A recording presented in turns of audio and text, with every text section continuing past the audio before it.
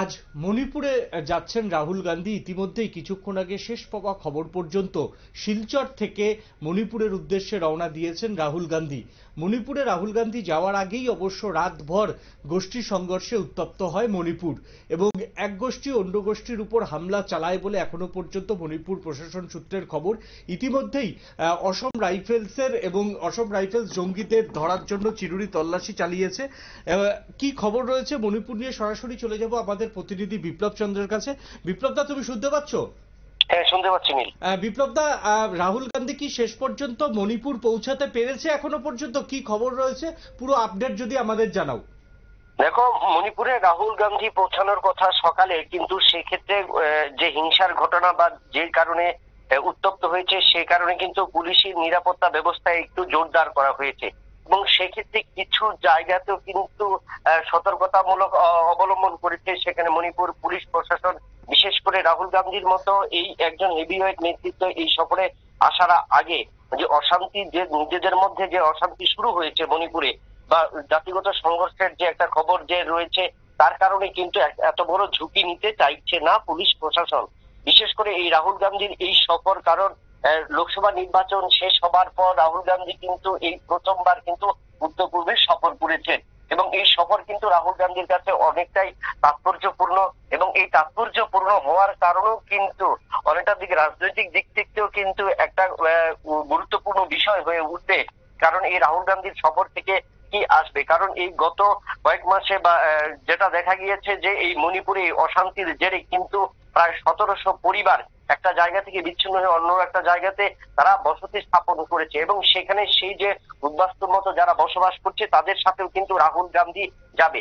এখন পুলিশ প্রশাসন বা গোয়েন্দা সূত্রে যেটা খবর বা তাদের অনুযায়ী যে সেখানে যেন রাহুল গান্ধী যেতে না পারে, তার কারণেই কি এই অশান্তি পাকানোর চেষ্টা না অন্য কিছু, সেটা নিয়ে কিন্তু একটা বিষয় উঠে আসছে মূলত। তো সেক্ষেত্রে যেহেতু রাহুল গান্ধীর সফর এবং সেক্ষেত্রে বিরোধী দলনেতা হিসেবে যে রাহুল গান্ধীর এই সফর তাৎপর্যপূর্ণ রাজনৈতিক দিক থেকে, সেই ক্ষেত্রে কংগ্রেস এবং ইন্ডিয়া জোট কিন্তু সেই সফরকে পুঙ্খানু দিকে নজর রাখছে এবং রাহুল গান্ধীর এই সফর যেন আগামী দিনে একটা নতুন বার্তা বা উত্তর পূর্বাঞ্চলে কংগ্রেসের শক্তি বৃদ্ধি সহ ইন্ডিয়া জোটের শক্তি বৃদ্ধি হওয়ার পেছনে একটা কার্যকরী ভূমিকা গ্রহণ করে, সেটাও কিন্তু দেখার বিষয় নীল। তার পাশাপাশি আরেকটা জিনিস, যেটা যে নিরাপত্তার জিনিস, যে নিরাপত্তার বিষয়টা যেটা উঠে আসছে, কারণ আজকের এই অশান্তির কারণে যদি সেখানে একজন হেভিওয়েট নেতার উপর কোনো ধরনের হামলা বা কোনো ধরনের হয়, সেক্ষেত্রে কিন্তু সেটাকে জবাব দিতে হবে কেন্দ্রীয় সরকারকে। তাই সেক্ষেত্রে কেন্দ্রীয় সরকারও কিন্তু সেই জায়গাটার ভেতর সবচেয়ে বেশি নজর দিচ্ছে এবং রাহুল গান্ধীর যেখানে সফর করবে সেই সফরের আগে নিরাপত্তা ব্যবস্থাও খতিয়ে দেখছে। তার পাশাপাশি ড্রোন যেন উড়াতে না পারে তার দিকেও নজর রাখা হয়েছে, হেলিকপ্টারও কিন্তু নজর দেবে, যেটা শেষ খবর পর্যন্ত। অর্থাৎ রাহুল গান্ধীর এই সফর যদি নির্ধারিত সময়টা জানানো হয়নি বা সফর সূচিটা নির্ধারিত করেনি, তবে সেই ক্ষেত্রে রাহুল গান্ধীর এই মণিপুর সফরকে ঘিরে কিন্তু অনেকটা তাৎপর্যপূর্ণ এবং সেক্ষেত্রে আঠাটো নিরাপত্তা ব্যবস্থা কিন্তু করে নিয়েছে পুলিশ প্রশাসন থেকে মণিপুর প্রশাসন। হ্যাঁ বিপ্লব দা, আরেকটা খবর রাখবো।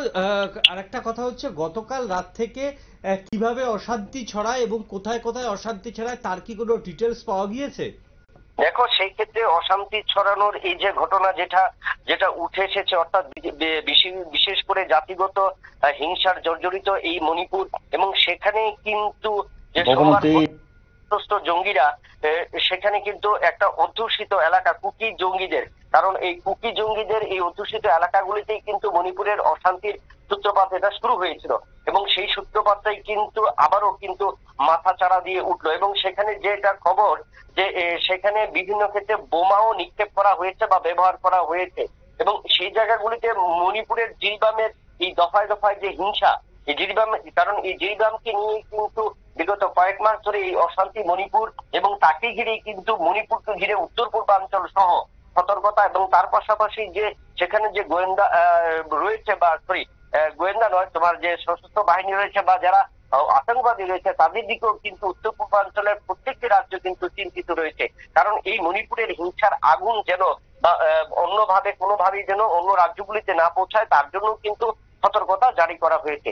তবে সোমবারের যে এই হিংসার ঘটনা, তাকে নিয়ে কিন্তু সবচেয়ে বেশি মণিপুরের এই জিরিবাম দফায় দফায় এই হিংসাটা কিন্তু সবচেয়ে বেশি পুলিশের কাছে বড় চ্যালেঞ্জ, এবং সেখানে জঙ্গি তৎপরতা যে বৃদ্ধি পাচ্ছে সেটা কিন্তু পুলিশ বা পুলিশের গোয়েন্দা দপ্তর সেটা কিন্তু মনে করছে। বিপ্লব দা, অসম রাইফেলস কি তল্লাশি অভিযানে নেমেছে, কি খবর রয়েছে? হ্যাঁ, আমরা জানি যে মণিপুরের এই জঙ্গি দমনের ক্ষেত্রে শুরু থেকেই কিন্তু কেন্দ্রীয় সরকার সেখানে আসাম রাইফেলস মোতায়েন করা হয়েছিল, এবং সেখানে কিন্তু আসাম রাইফেলস তার চিরুনি তল্লাশি শুরু করেছে। কারণ সেখানে যেই সকালবেলা যখন পেট্রোলিং এ বের হয়, তাদের যে পেট্রোলিং নিয়ম অনুযায়ী মণিপুর নয়, উত্তর পূর্বাঞ্চলে যে সমস্ত রাজ্যগুলির পেট্রোলিং এর টাইম রয়েছে, সেখানে পেট্রোলিং এর টাইম হলো তাদের ভোরবেলা থাকে, এবং সেখানে দুপুরবেলা এবং সন্ধ্যেবেলা ও রাত্রিতে থাকে, মধ্যরাত্রিতে থাকে। সেখানে যেহেতু সাপ্তাহিক ঘটনা হয়েছে, তার আগেই কিন্তু তারা আসাম রাইফেলস বাহিনী যখন এই সীমান্তবর্তী এলাকা বা যে এলাকাতে অশান্তির আগুন ছাপ পড়েছে বা জাতিগত হিংসার একটা প্রভাব পরিলক্ষিত হচ্ছে, সেই সমস্ত জায়গায় কিন্তু আসাম রাইফেলস ইতিমধ্যে কিন্তু চিরুনি তল্লাশি শুরু করেছে। তার পাশাপাশি কেন্দ্রীয় বাহিনী এবং মণিপুরের যে নিজস্ব যে বাহিনী রয়েছে, স্পেশাল বাহিনী রয়েছে, তাদেরকেও কিন্তু নিয়োজিত করা হয়েছে। তার পাশাপাশি প্রত্যেকটি যানবাহন সহ শুরু করে গোটা এলাকাটি কিন্তু কর্ডন করা হয়েছে, এবং কর্ডন করা হয়েছে যে কোনো ভাবে যেন এই জঙ্গিরা কোনোভাবে যেন সেই জায়গা থেকে না ঢুকতে পারে, তার দিকেও কিন্তু নজর রাখছে আসাম রাইফেলস বিশেষ করে, এবং তার পাশাপাশি অন্যান্য কেন্দ্রীয় বাহিনীও। ধন্যবাদ এতক্ষণ সঙ্গে থাকার জন্য। রাহুল গান্ধী শেষ পর্যন্ত মণিপুরে পৌঁছাতে পারে কিনা এবং শরণার্থী শিবিরগুলিতে গিয়ে শরণার্থীদের সঙ্গে কথা বলতে পারেন কিনা তার উপরে আমাদের কড়া নজর থাকবে, এবং মণিপুর নিয়ে যে শেষ পর্যন্ত আপডেট আমরা যখনই পাবো আপনাদেরকে আমাদের দর্শকদের আমরা অবগত করব। এখন নিয়ে নেব ছোট্ট একটা বিজ্ঞাপনের বিরতির পর ফিরে আসছি অন্য কোনো খবরে। সঙ্গে থাকুন নিউজ ভ্যানগার্ডের পর্দায়।